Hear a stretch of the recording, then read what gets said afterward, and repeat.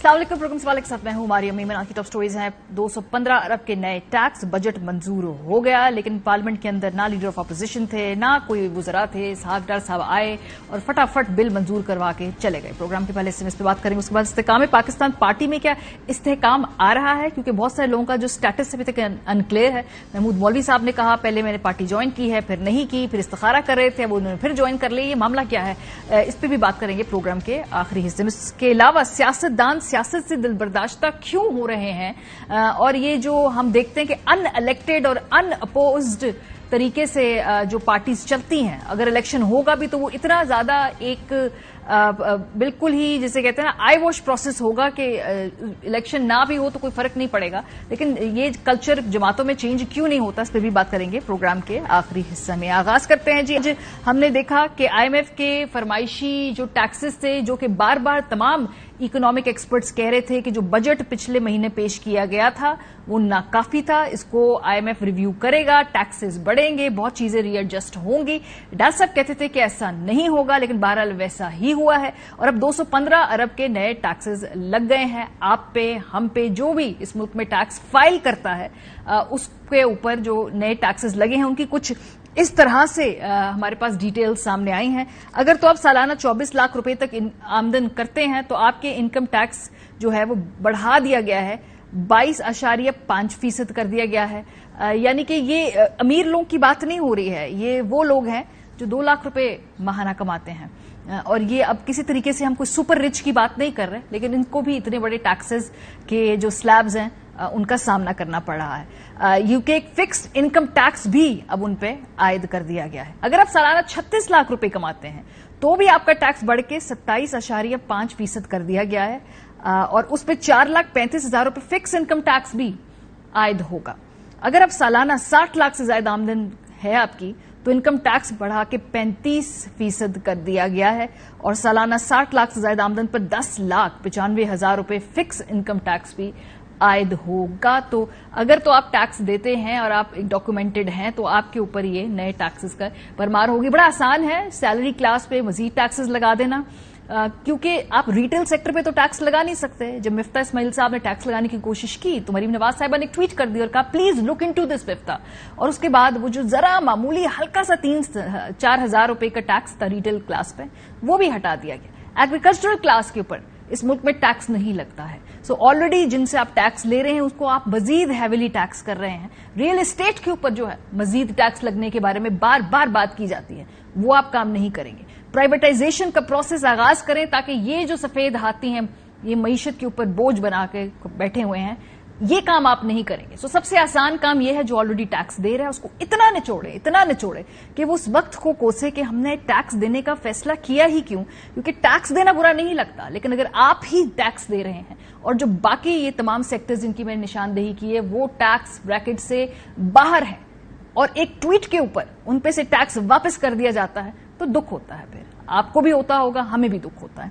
बहरहाल जी, मिफ्ता इस्माइल साहब जो थे उनकी पॉलिसी से बिल्कुल ही अपोजिंग पॉलिसी थी इसहाक डार साहब की, और आज जब ये बजट पेश हुआ और आईएमएफ के साथ हम डील के करीब हैं तो हमें इस वक्त जो इसहाक डार साहब की मौशी पॉलिसी पर मिफ्ता साहब के कहके याद आ रहे हैं। और जिस तरीके से बजट पेश किया गया ये भी जरा आपको दिखाएं। पार्लियामेंट के अंदर मामला था क्या, कोरम पूरा नहीं था। वहां पर वजीर आजम साहब नहीं थे, बिलावल भुट्टो जरदारी साहब जो कि foreign minister Pakistan peoples party के बड़े अहम, पिछली दफा जो बजट में एतराजात थे उसके बाद हमारा ख्याल था कि जब बजट पेश हो रहा होगा एटलीस्ट यहाँ पे टॉप टियर क्यादत मौजूद जरूर होगी। बिलावल भुट्टो साहब नहीं थे, आसिफ जरदारी साहब नहीं थे, अपोजिशन लीडर राजा रियाज साहब वो यहाँ मौजूद नहीं थे। पिछली दफा उन्होंने कहा उन्हें भी एतराजात है बजट के ऊपर तो आए पार्लियामान के अंदर आके अपने बजट के तमाम जो एतराजात हैं उनको वाजे करें, लेकिन उन्होंने तौफीक नहीं की कि आज वो ऐवान के अंदर आते। Chairman public account committee Noor Alam Khan साहब भी आज ऐवान के अंदर नहीं थे। सो ये अधूरे से कोरम के साथ जल्दी जल्दी ये तमाम जो शिकें हैं बजट की ये पास करा दी गई हैं। प्रोग्राम के पहले से इस पे बात करेंगे, फिर जो नई दूसरी कानून साजी हयात नाअहली खत्म करने की उस पर भी बात करेंगे। तरक आजमी साहब हमारे साथ मौजूद हैं, हैदर वहीद साहब हमारे साथ मौजूद हैं। इन सबसे इसी बात का आगाज करूंगी कि हैदर वहीद साहब, ये जो टैक्स है चूंकि अल्लाह के फजलो करम से हमने कहा कि भाई हम डॉक्यूमेंटेड और टैक्स फाइल करेंगे, तो डार साहब और जितने भी ये हमारे मुल्क में मनी माइंड जो एक्सपर्ट्स हैं انہوں نے کہا جی انہیں پہ ٹیکس ڈالتے جائیں اور ماشاءاللہ نیا ٹیکس لگ گیا ہے. اب دیں گے ہم, ظاہر سی بات ہے ریاست ٹیکس ڈالے گی تو ہم دیں گے, لیکن جن پہ نہیں ڈالے گی وہ مزے کریں گے.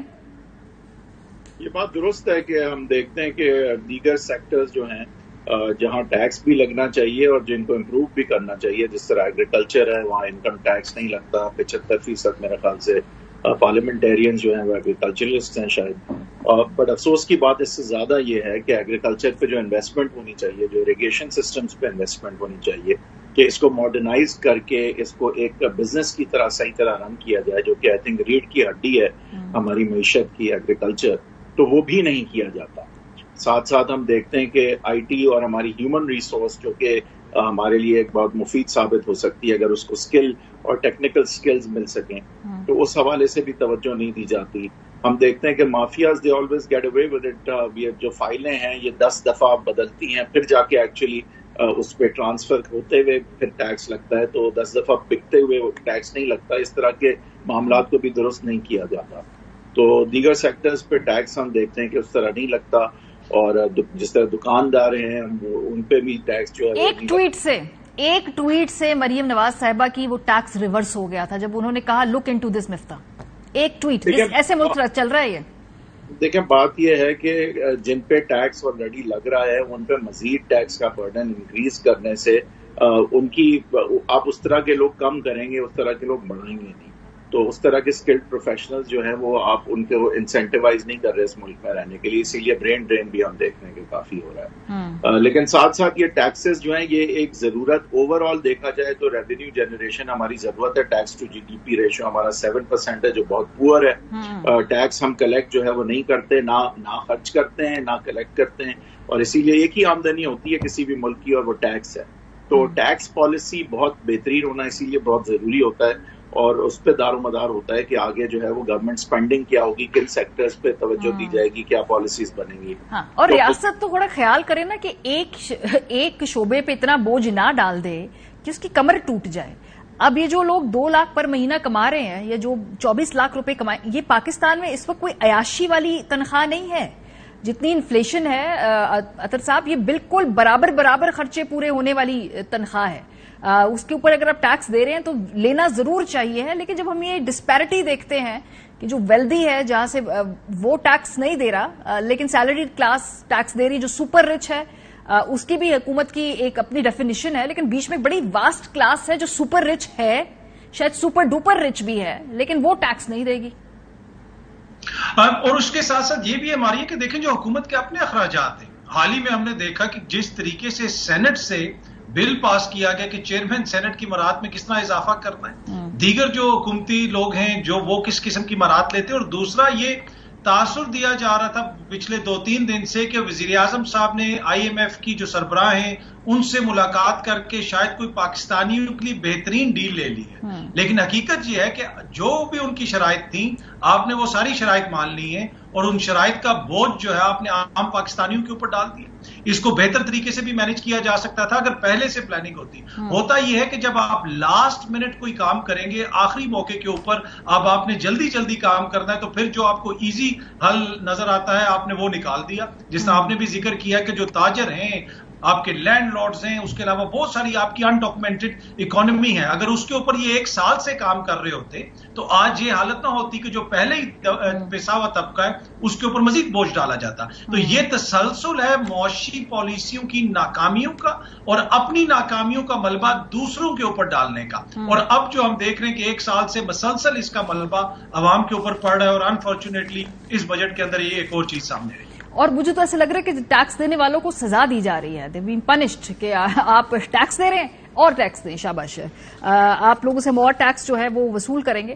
لیکن بہرحال جی اس ملک کے اندر یہ ایسے ہی نظام ہے, ٹیکس ریفارم کرنا آسان کام نہیں ہے, ہم یہ بات سمجھتے ہیں, لیکن توازن رکھنا اور خاص طور پہ ایک ہی جو طبقہ ہے اس پہ بار بار بوجھ ڈالنا, آپ لوگوں کو انسینٹیوائز نہیں کریں گے, بزنس کو پیسہ بنانے نہیں دیں گے, وہ جاب کریشن نہیں ہوگی, تو بہت سارے پلانٹس پاکستان سے رول بیک کر جائیں گے, وہ ان ممالک میں چلے جائیں گے جہاں پر انسینٹیو دیا جاتا ہے, جہاں پہ سیکیورٹی دی جاتی ہے, جہاں पॉलिटिकल स्टेबिलिटी दी जाती है और जहां पर टैक्स के हवाले से उनको बहुत ज्यादा मराहत दी जाती हैं, तो फिर पाकिस्तान जैसे मुल्क के अंदर क्यों मजीद अपॉर्चुनिटीज क्रिएट करेंगे? ये इस मुल्क का बहुत बड़ा अलमिया है। एक और डेवलपमेंट जो आज हुई है उस पर भी बात करेंगे। कौमी असेंबली ने आइन के आर्टिकल 62(1)(f) के तहत नाअहली की ज्यादा जो सजा है 5 साल करने का बिल मंजूर कर लिया है। और बिल की मंजूरी से फर्क क्या पड़ेगा जी? नवाज शरीफ साहब, जहांगीर तरीन साहब समेत दीगर के लिए अहलियत की राह हमवार हो गई है। बिल के तहत सुप्रीम कोर्ट, हाई कोर्ट या किसी भी अदालती फैसले, ऑर्डर या हुक्म के तहत सजा याफ्ता शख्स फैसले के दिन से 5 साल के लिए नाअहल हो सकेगा। जो बात करें अगर आप मुख्तलिफ कानूनी माहिरीन से, और बहुत सारे सहाफी भी ये बात करें कि अगर इमरान खान साहब नाअहल होते हैं तो इस शिक से वो भी फायदा उठाएंगे। बहरहाल अभी तक तो उनकी नाअहली के लिए कोई ठोस कानूनी जवाब नजर आता नहीं है हमें, लेकिन अगर होगा तो चेयरमैन तहरीक इंसाफ इससे कैसे फायदा उठाएंगे, ये भी हम इस पे बात करेंगे। और दूसरी बात, क्या आईनी तरमीम के बगैर कोई भी हुकूमत ये कर सकती है? क्या ये बिल ठीक है या इसके लिए 2/3 अक्सरियत चाहिए होगी? बहुत सारे कानूनी सवालात हैं। और क्या ताहियात नाअहली का फैसला देने वाले बेंच से बड़ा बेंच या लार्जर बेंच जो होगा वो इस हवाले से फैसला देगा कि ये जो नाअहली है इसकी मुद्दत तब्दील हो सकती है? ये भी कानूनी सवाल है। हैदर साहब, मैं आपकी तरफ भेजती हूँ। सबसे पहला क्वेश्चन तो सर यही है कि क्या इसके लिए आईनी तरमीम की जरूरत है 2/3 अक्सरियत के साथ, या ये काफी है ये कानून जो आज बिल मंजूर कर लिया? देखिए, आईनी शेख ये कहती है कि इसमें जो है वो इनएलिजिबल हो जाएगा जो सदाकत और अमानत के टेस्ट मीट नहीं करता, लेकिन जिस मुद्दत के लिए होगा इस पे साइलेंट है और लिहाजा इस पे फिर एक जजमेंट आई जिसने तशरीह करते हुए ये कहा कि इसमें जो है वो ताहियात नाअहली जो है वो देखी जाएगी, समझी जाएगी। और मेरे ख्याल से ये मुझे नहीं समझ आई किसी भी तरह से कि ये कैसे हो सकता है, जबकि एक जुर्म के लिए 5 या 10 साल है और सदाकत और अमानत जैसी वेग कैच ऑल किस्म की इनएलिजिबिलिटी जो कि मेरे ख्याल से तो आइन में उसका होना ही एक सवाल है। बिल्कुल ठीक बात है कि जिस तरह से वेग है वो और जिस तरह से आप किसी को भी इसमें रोपन कर सकते हैं, चाहे छोटा झूठ हो बड़ा झूठ हो, और आप उस पे ताहियात किसी को फिर नाअहल कर दें तो वो तो मैं तो इससे एग्री बिल्कुल नहीं करता। लेकिन बहरहाल एक तशरीह कर दी गई थी आइन की, तो अब अगर तशरीह एक दफा जब सुप्रीम कोर्ट की जजमेंट करती है आइन की, तो फिर आइन का मतलब वही होता है जब तक कि एक लार्जर बेंच उसकी नई तशरीह ना कर दे या आइन में तरमीम ना हो जाए। ठीक है। तो फिर सवाल ये उठेगा कि जब इस कानून को चैलेंज किया जाएगा कि आया कि कानून साजी जो ये की गई है तो क्या उससे जजमेंट का इफेक्ट खत्म हो गया है? क्या कानून साजी से ये मुद्दत तय की जा सकती थी जबकि ये शिक आईनी है?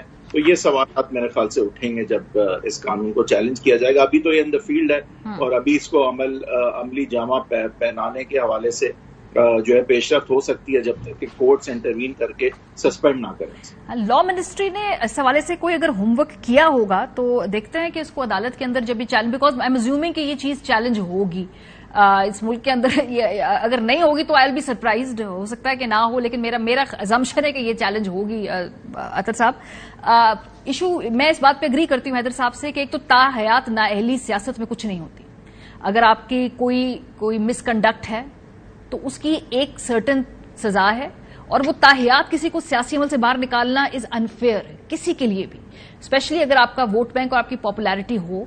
चूंकि अब एक और जमात को कोई ना कोई इस तरह के खदशे का सामना करना पड़ रहा है, तो अच्छी बात है कि अब जमहूरी निजाम के अंदर उनके फॉलोअर्स को भी ये बात समझ में आ रही है कि सिस्टम से बाहर निकालना कोई आसान तरीका नहीं होता और मुनासिब भी नहीं होता।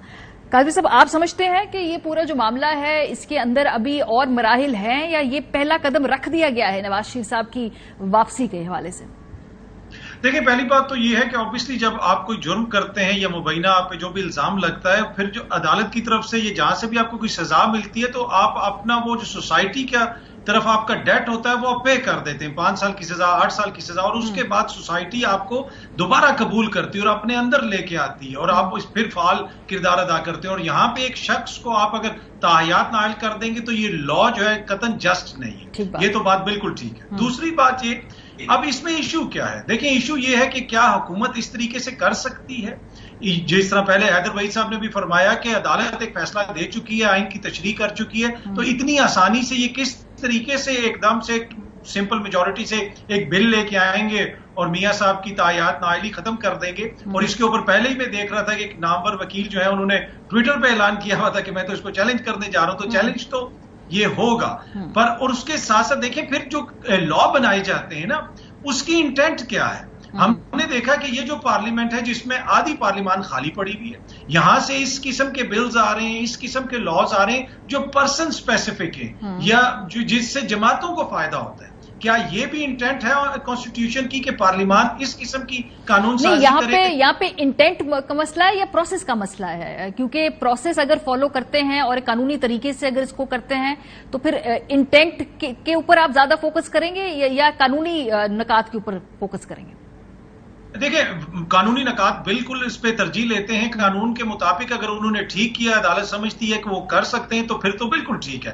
لیکن جمہوریت میں دیکھیں نا, یہاں پہ ایک پارلیمان ہے, یہ لوگوں کا ووٹ لے کے آئی ہوئی ہے, تو یہ اس ووٹ کا استعمال کس طریقے سے کر رہے ہیں, اپنے ذاتی مفادات کے لیے یا پبلک انٹرسٹ میں کوئی لا بن رہا ہے. لا جو بھی یہ پارلیمان بنائے گی, کوئی ترمیم کرے گی تو وہ پبلک انٹرسٹ میں ہوگا. نیب کے قوانین میں تبدیلی کی گئی, اس سے عام کو کتنا فائدہ ہوا, اور اس قانون سے صرف دو شخصیات کو سامنے رکھ کے اور ساتھ پھر اس میں مزید کہا جا رہا ہے کہ جی عمران خان صاحب کو بھی آگے جا کے فائدہ ہو جائے گا. پہلی بات تو یہ کہ عمران خان کے اوپر 62F والا کوئی اس قسم کا بھی کوئی کیس ہے نہیں ہے. پھر وہ حکومت والے یہ بھی مثالیں دے رہے ہیں کہ جی فیصل ووڈا صاحب کو صرف 5 سال کے لیے کیا گیا. نہیں جی, فیصل ووڈا کو عدالت نے کہا تھا کہ 63(1)(c) کے تحت کیا گیا, اس وجہ سے وہ 5 سال تھا. وہاں 62F والی بات ہی نہیں تھی. تو یہ اس کو بھی کنفیوز کر رہے ہیں کہ جی عدالت نے 2 مختلف فیصلے دیے. اب اس میں دیکھتے ہیں کہ چیزیں آگے کدھر جاتی ہیں, لیکن اس میں پیچھے آپ کو یہی لگ رہا ہے کہ یہ پرسن اسپیسیفک ہے اور سیاسی انٹینٹ ہے. یہ بات آپ کی ٹھیک ہے. میں جو جتنے بھی یہاں پہ بل پاس کیے گئے ہیں گزشتہ 1 سال کے اندر, میں نے یہ دیکھا ہے کہ وہ ظاہر سی بات ہے وہ پولیٹیکلی موٹیویٹڈ ہے. مطلب فار ایگزامپل بہت سارے ایسے عوام کی فائدے کے, عوام عامہ کے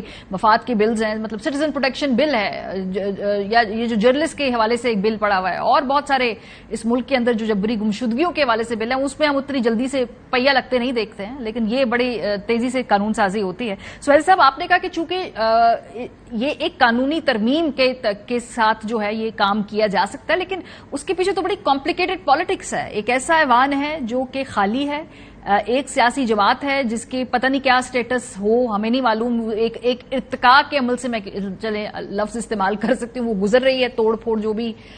تو پھر یہ 2/3 آئے گا کہاں سے اگر کرنا ہوگا؟ مطلب اگر آپ مجھ سے پوچھتے 4 مہینے پہلے وہ پی ٹی آئی پارلیمنٹ میں آئے, مل کے 2/3 سے ترامیم کر لیں, نظر آتا تھا, لیکن اب تو وہ بھی مجھے آپشن نظر نہیں آتا.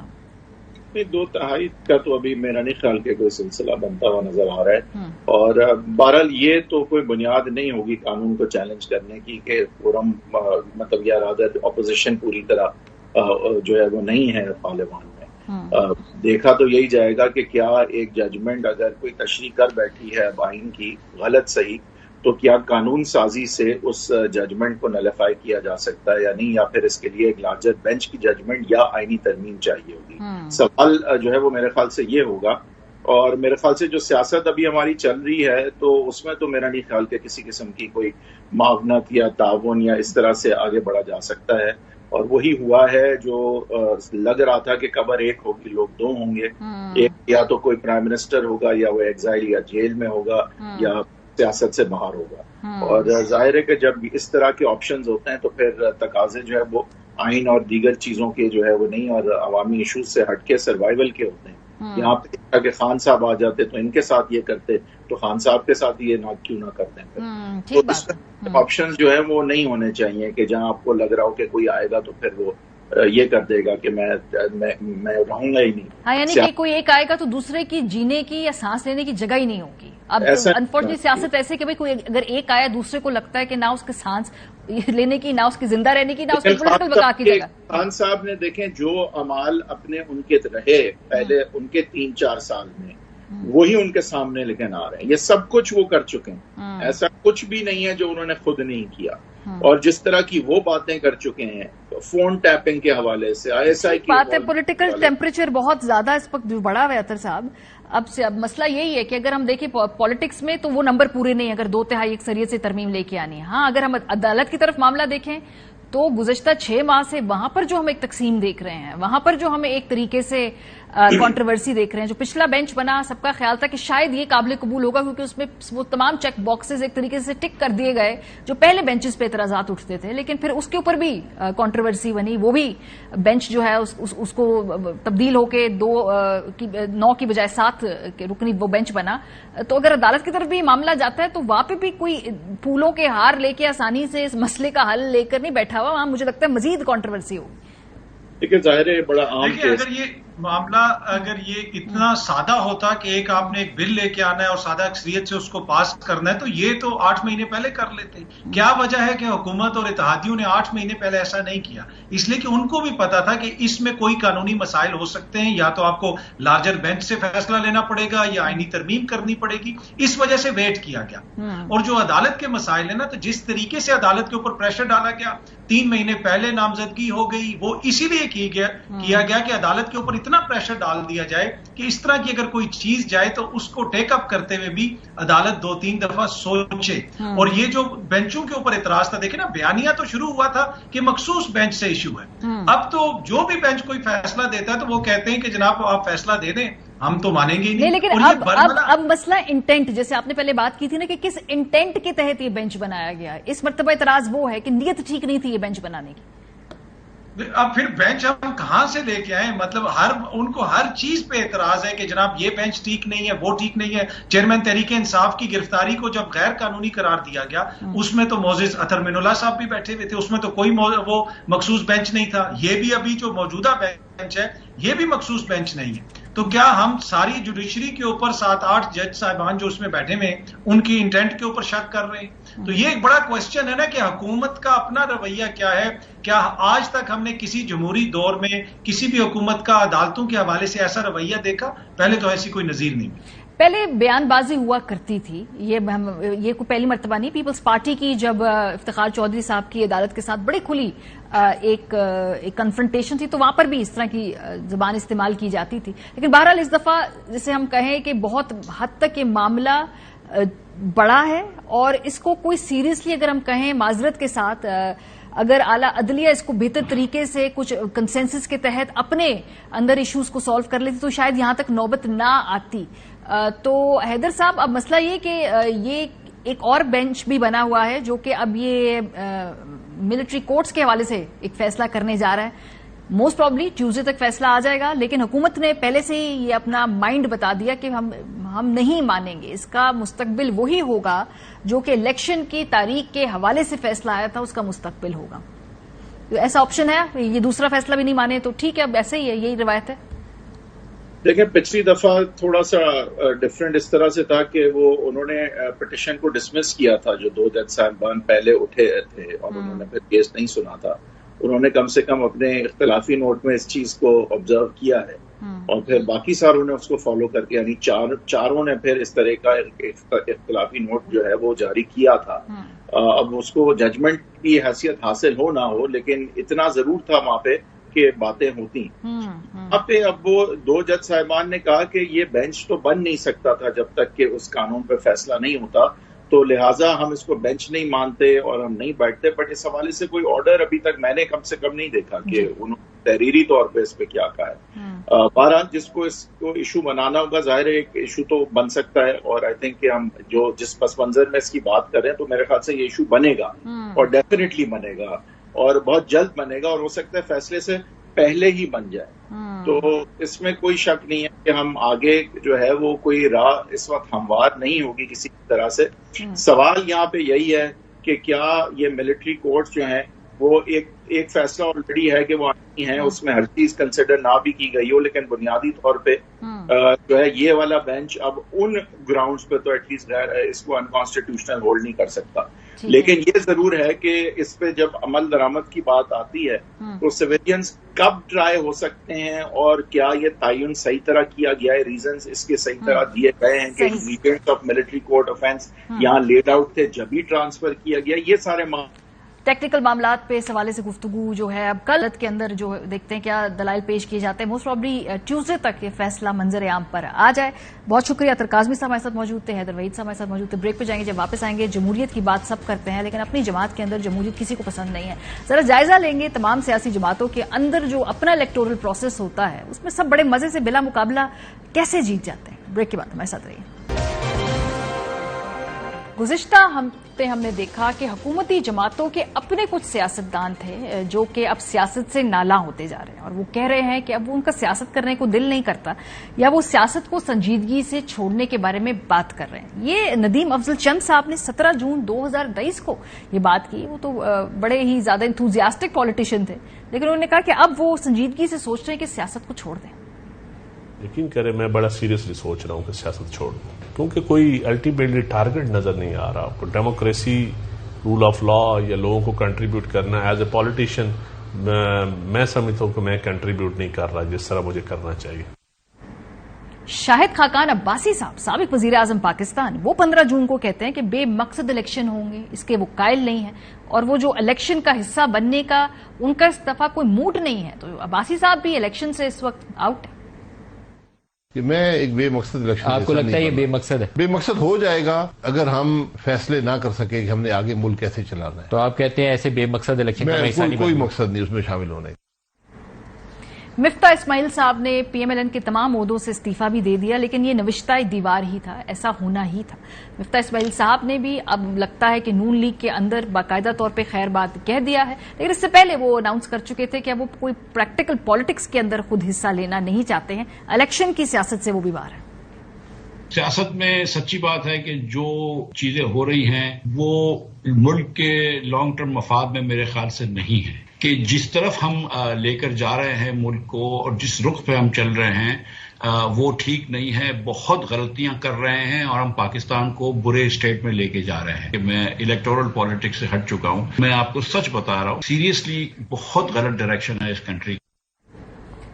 क्या इसकी वजह ये तो नहीं कि इख्तिलाफ राय की जगह ही नहीं रही पाकिस्तान की अपनी तमाम सो कॉल्ड जमहूरी जमातों के अंदर? जल्दी से जायजा लेते हैं तमाम इस मुल्क की जो पार्टीज हैं उनका कि भाई उनके अंदर वो खुद कितने इलेक्शन के कल्चर को प्रमोट करते हैं। नून लीग के इंट्रा पार्टी इलेक्शंस हुए रिसेंटली 16 जून को। हमने देखा कि वहां पर बिला मुकाबला इंतखाब हुआ। शहबाज शरीफ साहब जो थे वो सदर मुंतखब हुए, मरीम नवाज साहिबा बिला मुकाबला नून लीग की चीफ ऑर्गेनाइजर, जबकि साग डार साहब भी बिला मुकाबला सेक्रेटरी खजाना मुंतखब कर लिए गए। किसी को जरूरत नहीं हुई कि इनके सामने एक डमी कैंडिडेट के तौर पर ही खड़ा हो जाए। उस की बिल्कुल तकल्लुफ नहीं किया गया। पाकिस्तान तहरीक इंसाफ के इंट्रा पार्टी इलेक्शन की बहुत बड़ी कंट्रोवर्सी हुई थी। जो वजीउद्दीन शेख साहब थे उनको पार्टी छोड़ के जाना पड़ा उन इलेक्शन के नतीजे में। हमने देखा कि जून 2022 में चेयरमैन तहरीक इंसाफ भी दोबारा बिला मुकाबला पीटीआई के चेयरमैन मुंतखब हो गए। इंट्रा पार्टी इलेक्शन में शाह महमूद कुरैशी भी बिला मुकाबला पीटीआई के वाइस चेयरमैन मुंतखब हुए। ये सामने कैंडिडेट खड़ा क्यों नहीं करते ताकि एक प्रोसेस की थोड़ी सी तो कोई इज्जत, कोई बका रह जाए? लेकिन ना पीएमएलएन में कोई कैंडिडेट खड़ा हुआ, ना पीटीआई में खड़ा हुआ। इसके बाद हमने पीपल्स पार्टी के इंट्रा पार्टी इलेक्शन की बात की तो बिलावल भुट्टो जरदारी साहब जनवरी 2021 में 4 साल के लिए पाकिस्तान पीपल्स पार्टी के बिला मुकाबला चेयरमैन मुंतखब कर लिए गए। जनवरी 2021 में ही Asif Zardari Pakistan peoples party parliamentarian के बिला मुकाबला सदर मुंतखब कर लिए गए थे। सो यहां पर भी अगेन कोई टफ मुकाबला शायद दे कोई नहीं सकता, लेकिन अगेन एक प्रोसीजरल मामले को लेकर थोड़ा सा एक प्रोसेस को फॉलो जरूर करना चाहिए। कोई कैंडिडेट आप तगड़ा भी खड़ा करे, मेरा नहीं ख्याल इन जमात के जो कायदीन है ये हारेंगे, ये जीतेंगे, लेकिन फिर भी वो उस पूरे तरीकेकार को थोड़ा सा डिग्निफाई आप करें। मुस्लिम लीग काफ के इंट्रा पार्टी इलेक्शन की अगर हम बात करें तो हाल ही में मार्च 2023 में काफ लीग के इंट्रा पार्टी इलेक्शन में चौधरी शाफे को भी बिला मुकाबला सेक्रेटरी जनरल मुंतखब किया गया। चौधरी सरवर को बिला मुकाबला सदर पंजाब और चीफ ऑर्गेनाइजर मुंतखब कर लिया गया था। सो सियासी जमातों के अंदर हमने देखा इलेक्शन के जो प्रोसेसेस हैं उनको शफाफ नहीं बनाया जाता। इलेक्शन कमीशन की जब बिल्कुल दीवार के साथ जब एक डेडलाइन आ जाती है तो जल्दी जल्दी इलेक्शन कर लिए जाते हैं इस प्रोसेस को पूरा करने के लिए, लेकिन उसमें जरा सी भी कोशिश नहीं की जाती कि थोड़ी सी बिलीवेबल या थोड़ा सा प्रोसीजरल हम एक स्पेक्टिकल ही क्रिएट करें, वो भी नहीं होता है। लेकिन साइडलाइन कर लिया जाता है जी लोगों को पार्टी के अंदर से। ख्वाजा साद रफीक साहब ऑन रिकॉर्ड कह चुके हैं कि वो कभी भी इस जमात के अंदर उनको जो है कुछ खास लीडरशिप रोल में जगह नहीं मिलेगी। कई लोग कई साल से मेहनत करते हैं और वो मेहनत जाया हो जाती है। एक मेरी शिकायत है, ये बात पहले मैं जरा लो प्रोफाइल में कहता था, अगर पिछले 20 साल से कह रहा हूं, अपनी जमातों में پولیٹیکل کامریڈز کو وہ اختیار نہیں دینا جو ان کا حق ہے، تو پھر وہ وقت ضائع نہ کریں لوگوں کا. لوگوں کی ساری زندگی ضائع ہو جاتی ہے. لوگوں پر اعتبار زیادہ کریں، اختیار ساتھیوں کو زیادہ دیں. سوال جواب سننے بھی پڑیں گے، سوالوں کے جواب بھی آپ کو دینے ہوں گے. موروثیت کی بات بھی کی تھی خواجہ سعد رفیق صاحب نے، اور اس کے بعد ان کو پھر کافی سامنا بھی کرنا پڑا ناپسندیدگی کا، اور موروثیت کے سوال کو لے کے پھر مریم بی بی نے اس کا اس حوالے سے جواب بھی دیا تھا. سو موروثیت کی جو بات پی ایم ایل این کے اندر پسند نہیں کی گئی لیڈرشپ کے بارے میں. پاکستان پیپلز پارٹی میں ہم نے دیکھا کہ اس وقت اعتزاز احسن صاحب اور کھوسا صاحب نے ایک بڑی ہی کلیئر پوزیشن لی ہوئی ہے. اب ملٹری کورٹس کے حوالے سے وہ پٹیشنر ہیں، اور اس کے بعد ہم نے دیکھا کہ پاکستان پیپلز پارٹی جیسی جماعت میں ایک وال آف شیم بنائی جاتی ہے. اس وال آف شیم میں کھوسا صاحب کی تصویر ہوتی ہے، اور اس میں 2 جگہیں اور خالی رکھی جاتی ہیں. کوشش کی ہم نے پوچھیں کہ یہ 2 لوگ اور کون ہیں، ابھی تک ہمیں نام پتہ نہیں چلا. یہ فیصل میر صاحب ہیں جی، یہ بہت قریب ہیں پاکستان پیپلز پارٹی کی سینٹرل قیادت کے، پاکستان پیپلز پارٹی کی مرکزی قیادت کے یہ بالکل رائٹ ہینڈ اگر ہم کہیں تو ان افراد میں شامل ہوتے ہیں. تو اگر یہ وال آف شیم بن رہی ہے تو کیا اس کو ہم خالی پنجاب کی لوکل لیول کی قیادت کے رد عمل کے طور پہ بات کریں گے؟ کیا پنجاب کی لوکل لیول کی جو ان کی قیادت ہے ان کے مطالبے کے اوپر ہی وال آف شیم بن رہی ہے؟ اور وہ 2 لوگ اور کون ہے؟ تو جماعتوں کے اندر جو ڈیسینٹ ہے اس حوالے سے بالکل بھی کوئی گنجائش موجود نہیں. مصطفیٰ نواز کھوکھر صاحب کو بھی ریسنٹلی اپنی پارٹی چھوڑنی پڑی کیونکہ انہوں نے اختلاف کیا تھا کچھ ایشوز کے اوپر، اور انہوں نے کہا کہ ان کو سینٹ سے مستعفی ہونے پڑا، جس کے بعد انہوں نے پیپلز پارٹی چھوڑ بھی دی تھی. اور یہ ایک اور کیس تھا جہاں پر اختلاف رائے کو برداشت نہیں کیا گیا ہے. تو پاکستان کی سیاسی جماعتوں کے اندر بڑی مضبوط ڈکٹیٹرشپ ہے.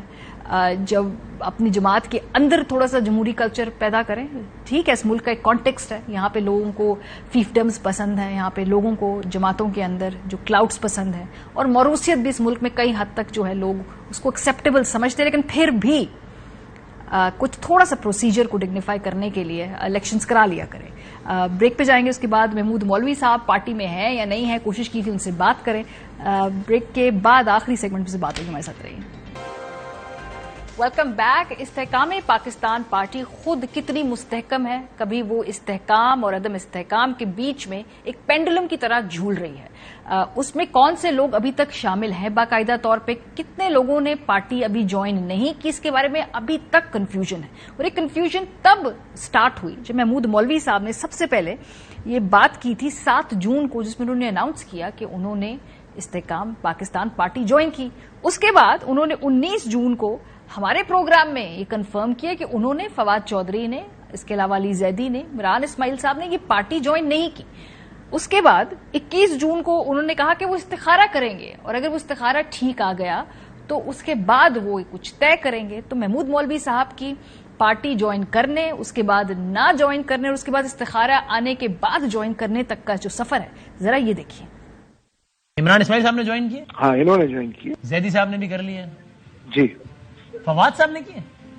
جی انہوں نے بھی کر لیا. وہ بیٹھے تھے ابھی تک، جہاں تک میرے پاس انفارمیشن ہے، نہ فواد صاحب نے، نہ علی زیدی نے، نہ عمران اسماعیل نے آفیشیل کنفرمیشن کیا ہے پارٹی جوائن کرنے کا. یہ میں آپ کو بڑے واضح طور پہ میں آپ کو کہہ رہا ہوں. استحکام پاکستان پارٹی جوائن یا ابھی نہیں کیے، کیا ہے؟ نہیں، ابھی انشاءاللہ 1-2 دن میں فیصلہ کروں. استخارہ لے کے نہیں کھانا. استخارہ کریں گے؟ استخارہ کر لیتے ہیں. جب انسان کا دماغ نہیں چلتا تو پھر آدمی استخارہ ہی کر لیتا ہے. صحیح ہے. تو کل ہے موڈ پروگرام، کل بنایا اپنے استخارہ کرنے کا؟ ہاں انشاءاللہ کل استخارہ کر لیں گے. اچھا یہ ٹھیک ہو گیا. اور استخارے میں نہ آیا تو پھر آپ کہہ دیں گے دوستوں گھر والوں کو کہ بھائی میں نہیں کر رہا جوائن، استخارے میں نہ آ گیا. بالکل. اب پتہ نہیں انہوں نے استخارہ کیا اگلے دن کہ نہیں کیا، جیسا کہ وہ کہہ رہے تھے وسیم بدامی صاحب کو. لیکن 23 جون کو ایک اناؤنسمنٹ سامنے آ گئی. فردوس عاشق اوان صاحبہ نے کہا کہ وہ مبارکباد کر دیتی ہیں محمود مولوی صاحب کو، وہ سندھ میں استحکام پاکستان پارٹی کے وہ صدر منتخب ہو گئے ہیں. تو 2 دن بعد ایسا کیا ہو گیا، غالباً شاید استخارے کے نتیجے میں یہ ہوا ہو. لیکن ہم نے کوشش کی کہ محمود مولوی صاحب سے رابطہ کریں اور ان سے بات کریں. انہوں نے اگری بھی کر لیا تھا آج کے پروگرام میں وہ آئیں گے، لیکن ان کی پھر کچھ طبیعت آخری مومنٹ پہ ناساز ہو گئی. سو ہم وش کرتے ہیں مے ہی گیٹ ویل سون، اور ہم ان سے جلد بات کریں، پھر ان سے ان کے استخارے کے حوالے سے مزید معلومات حاصل کریں. پروگرام کا ختم ہو گیا. اپنا فیڈ بیک دینا مت بھولیے گا. خیال رکھیے. خدا حافظ.